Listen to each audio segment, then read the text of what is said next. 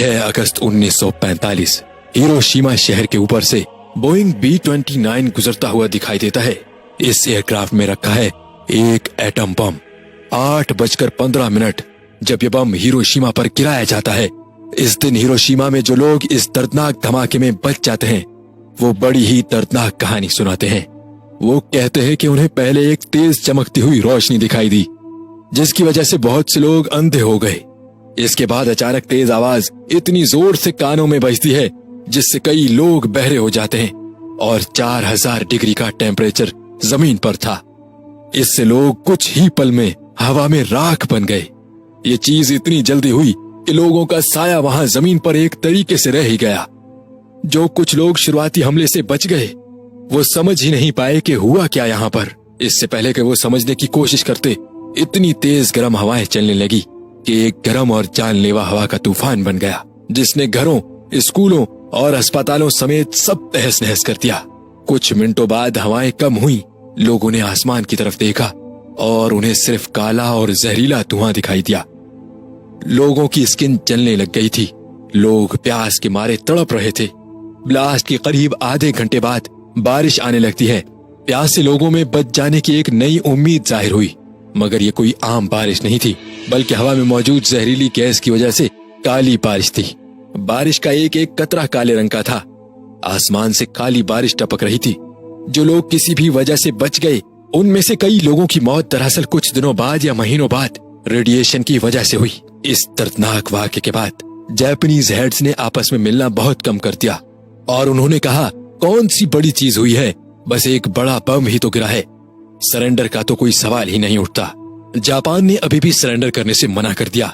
इसके जवाब में 3 दिन बाद 9 अगस्त 1945 को एक बार फिर सुबह के करीब 11 बजे एक और अमेरिकन एयरक्राफ्ट जापान के दूसरे बड़े शहर नागासाकी पर पहले से भी ज्यादा ताकतवर एटम बम गिरा देता है।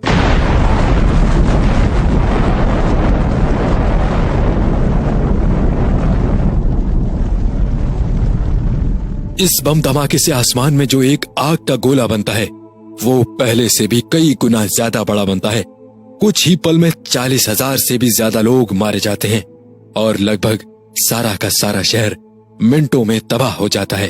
इन टोटल 2 एटम बम के हमलों में लगभग 2 लाख से भी ज्यादा लोग मारे जाते हैं, जिसमें से 90% लोग आम शहरी थे जिनका जंगों से कोई लेना देना ही नहीं था। एक तरफ अमेरिका एटम बम्स के जरिए एक एक करके जापान के शहर लम्हों में उड़ाए जा रहा था।